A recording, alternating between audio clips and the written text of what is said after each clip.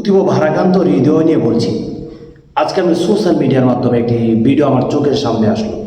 বর্তমানে বাংলাদেশের একজন এমপি, যিনি প্রতিনিধি করেন অসংখ্য অগণিত মানুষদের, তিনি ইসলামকে নিয়ে কটূক্তি করা, যিনি পেশা হিসাবে নেন, ধর্মকে নিয়ে কটূক্তি করা, যিনি নেশা হিসাবে নেন, ওলামায়ে কেরামদেরকে তুচ্ছ তাচ্ছিল্য করা, যার সব সময় বাচনভঙ্গিতে উপলব্ধি হয় থাকে, সেইরকম একজন ব্যক্তি আজকে দেখলাম মাদ্রাসার তলবে এলেমদেরকে নিয়ে কত নগণ্য, জঘন্য, নিকৃষ্ট, ঘৃণিতময় কথা শব্দ চয়ন তিনি করছেন।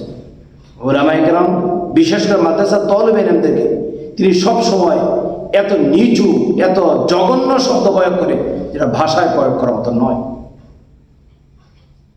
ঢাকা ইউনিভার্সিটির মধ্যে যারা মাদ্রাসার তলবে এলেম পড়ে, তলবে এলেমরা যারা ঢাকা ইউনিভার্সিটি পড়ে, তাদেরকে তিনি ধিক্কার দিয়ে কথা বলেন।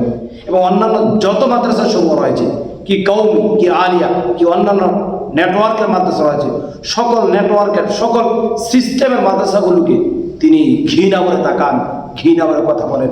আবার তার মুখে ভাষা এরকম বলে, আমি অলি আল্লাহদেরকে ভালোবাসি। যিনি অলি আল্লাহদেরকে ভালোবাসেন তার ভিতরে ইমান থাকা দরকার।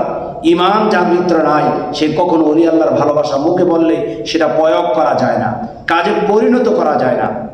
এই জন্য এই সমস্ত নিকৃষ্ট জঘন্য ব্যক্তিদের পদাঙ্ক অনুসরণ করা থেকে গোটা জাতিকে, গোটা সমাজকে দূরে থাকতে হবে। কারণ আল্লাহ তাআলা আমাদেরকে শিখিয়ে দিয়েছেন, ওয়ালা তাত্তাবিউ খুতুওয়াতিশ শাইতান, তোমরা শয়তানের পদাঙ্ক অনুকরণ করো না।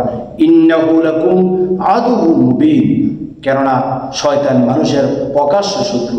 এরকম নিকৃষ্ট জঘন্য মানুষরাই যারা ওলামায়ে কেরামদের দিকে আঙ্গুল ধরে ইসলামের বিধিবিধান, ইসলামের হুকুমাতের প্রতি যারা বিদ্যাঙ্গুলি দেখাতে যায়, তারা যদিও বলে আমি ওই ব্যক্তিদেরকে, ওই দলকে ভালোবাসি, মূলত তাদের ভিতরে ঈমান নাই, কখনো সাপোর্ট পাওয়ার জন্যই এই কাজ তারা করে থাকে।